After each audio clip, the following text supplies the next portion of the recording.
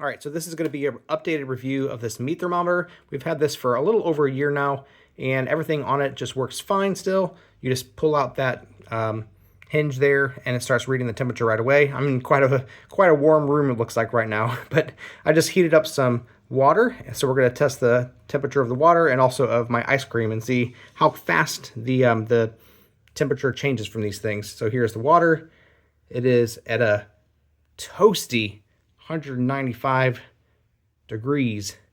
I did have it up to boiling, and it did cool down just a little bit since then, but 196 degrees, so that's the water. Let's see compared to the ice cream. That ice cream is quite a bit less than that, and so it says, keeps on coming down. It's about 10.6, okay, keeps on going, 10 degrees Fahrenheit, so a little bit more. 9.79. So it will eventually stabilize, I'm assuming, at looks like 9 degrees Fahrenheit. So I know this is a meat thermometer, but you can use it to check the temperature of just about anything. Just make sure that you get the tip of the thermometer reader thingy, metal thingy, into whatever you want to measure, and it'll measure right away. So I find it to be accurate. It's like I said, we've been using it for over a year now. It's still working just fine, just like new. So yeah, I would definitely recommend it. Works good.